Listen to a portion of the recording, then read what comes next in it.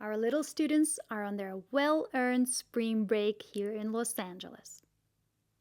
But Mommy's learning at the School of Life never stops. The weather blessed us with her warm embrace, and I eagerly planned a long-awaited first camping trip of the season. Our minivan packed to the rim with camping gear and yummy food supplies, me and the boys headed to our favorite camping spot, Point Mugu State Park. Upon arrival, the first thing I noticed was that the entire campsite was filled with two very distinct plants, stinging nettles and poison hemlock. I am very surprised to find such big quantities of poison hemlock all around our area this year. As a brand new forager, I am now paying a much closer attention to these things than in previous years, and it is startling for me to learn just how widespread this deadly plant really is. My first exposure to poison hemlock was during Christopher Nayargas's foraging class at the School of Self-Reliance. As our group paused to observe a hillside filled with fresh baby green sprouts, Christopher pointed out a few edible ones, thistle and chickweed. But most importantly, he made us pay close attention to the direct proximity of the pretty green seedlings of one of the deadliest plants in North America, poison hemlock, which grew intimately close by all the delicious edible greens which any forager would love to harvest for a nutritious salad. I remember the feeling of shivers running down my spine at the thought of the great responsibility one holds when picking, eating, and serving wild plants to others. This was an important lesson. Carelessness and hurry during the gathering phase might cost one his life. At the same time, I was kind of happy to know that I must pick every leaf individually, examining each one carefully before placing it into my basket. This meant I must slow down. It was literally slow down or die. I think we all secretly wish to slow down. And so foraging might just be the answer. Back at the campsite, I gathered my children to introduce them to these potent plants and talk about safety. As far as I knew, stinging nettles were the ones that could hurt one by touch, while poison hemlock had to be ingested for the poison to be activated.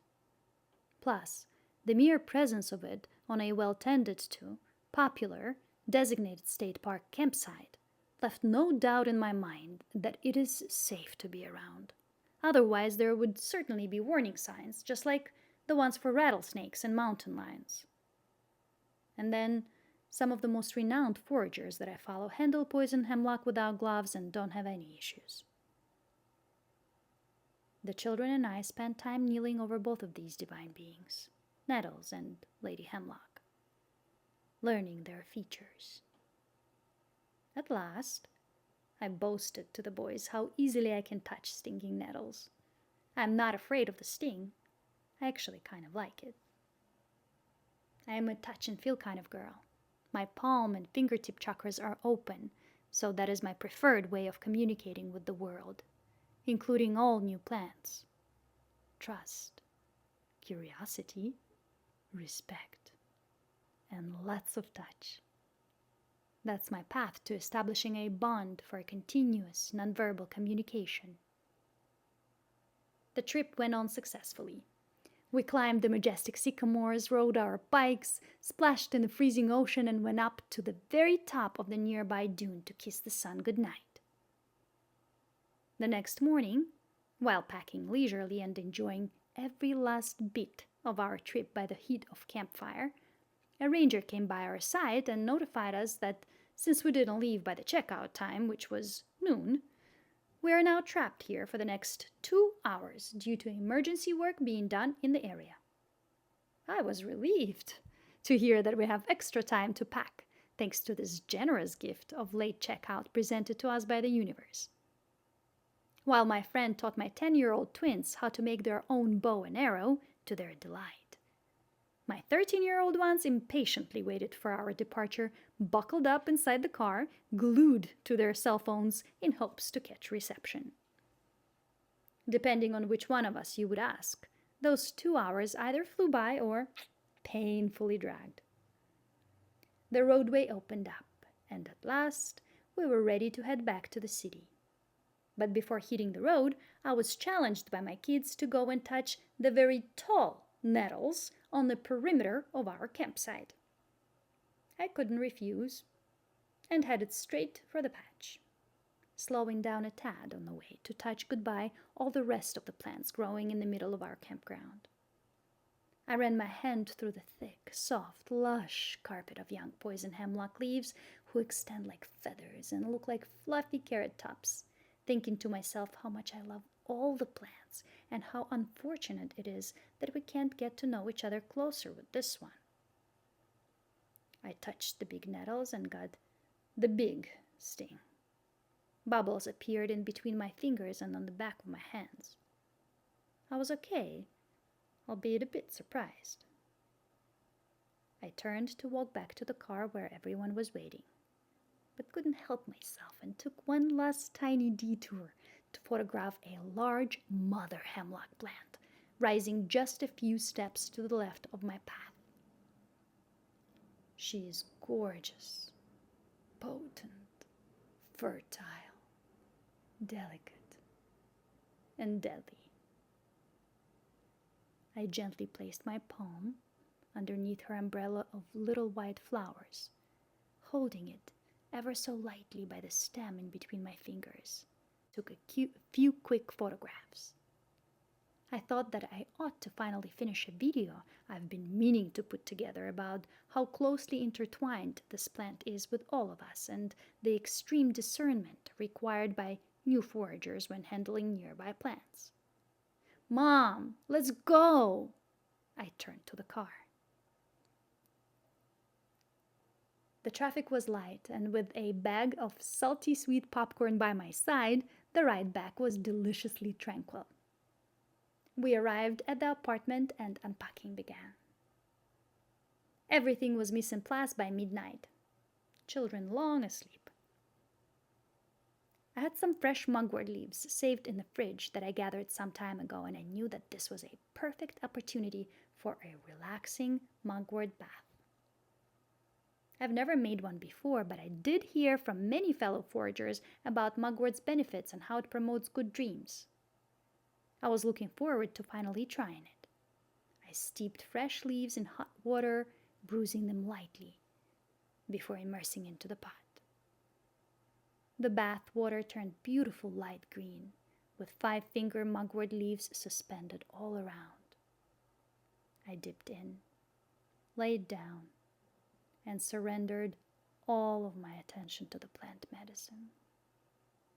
I gently rubbed my belly button with a handful of wet mugwort leaves, asking her to clear all unwanted passengers from both my physical and more etheric bodies. I thanked her and went to bed around 1. I woke up at 3 a.m., spinning, sick to my stomach. I ran to the bathroom as fast as I could and threw up. My stomach was spasming. I was burning hot. I turned on the AC and immediately felt the chills, my body shivering from cold. I turned on the heat. More throwing up followed. My heart was beating out of control. Black, moving splotches, like the ones on the old TV sets, appeared in the periphery of my vision. I felt an intense high. I looked up a poison control number, but first I called my mom to ask her to come and take care of the children while I go to the hospital. Thank goodness she picked up and said that she is able to come. Meanwhile, I sat on the living room couch covered under a heavy blanket, staring into the darkness of the night, feeling the crazy loud beating of my heart. Hot cold, hot cold, hot cold, hot cold, hot cold, hot cold.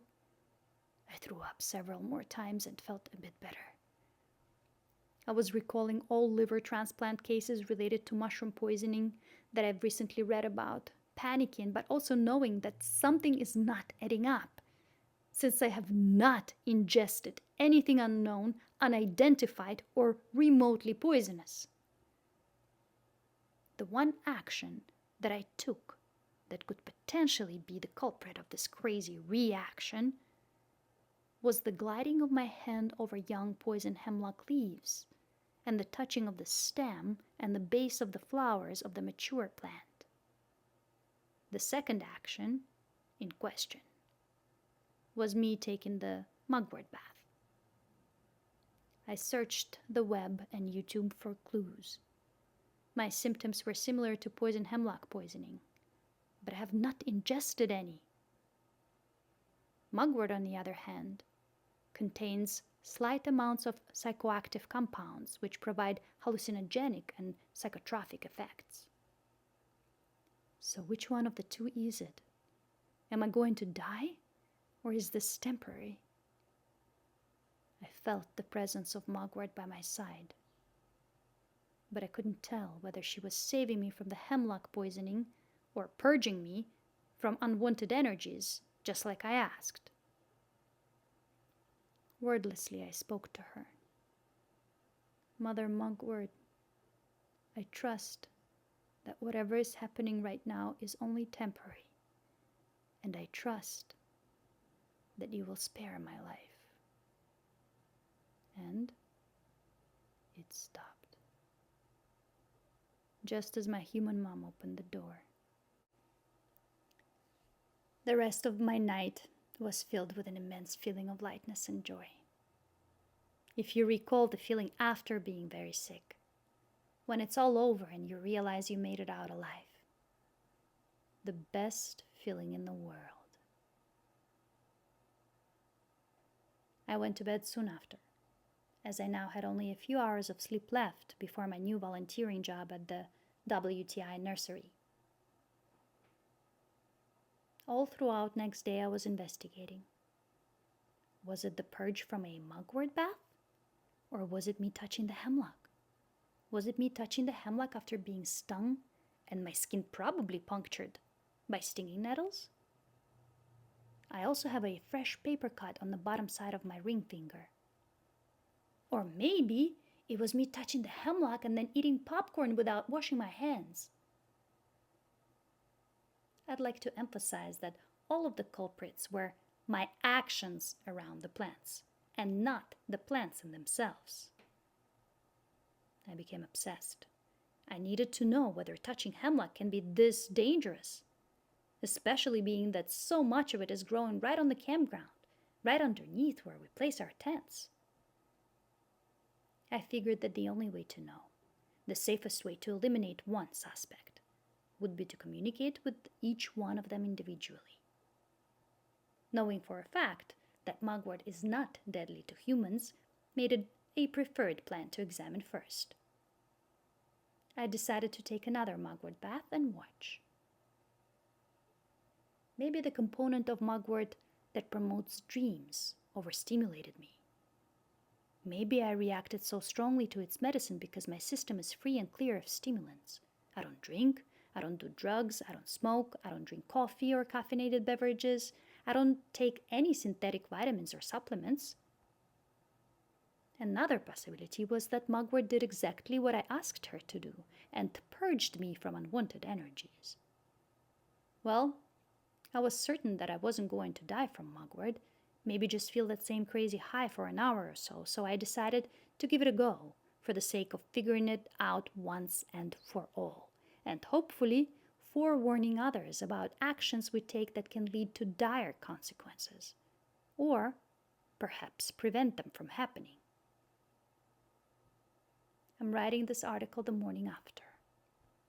I did not have the same effect from the mugwort bath as during the fateful night, which leaves me thinking that the culprit action which led to my poisoning was me touching poison hemlock. Possibly the combination of actions between me touching the stinging nettle, then touching the poison hemlock, or maybe touching hemlock, then eating popcorn, without washing my hands thoroughly. Or maybe the poison has gotten into my bloodstream through the paper cut on my ring finger. I must mention that I'm experiencing a slightly cleansing effect as I write.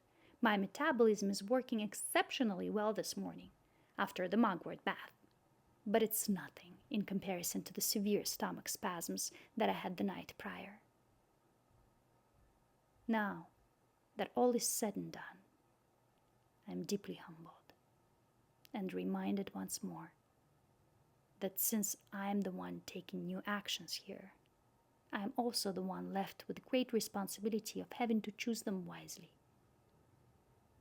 And my choice is clear: to keep the love and respect for the magnificent poison hemlock plant and its potent poison, while to never intentionally touch it again.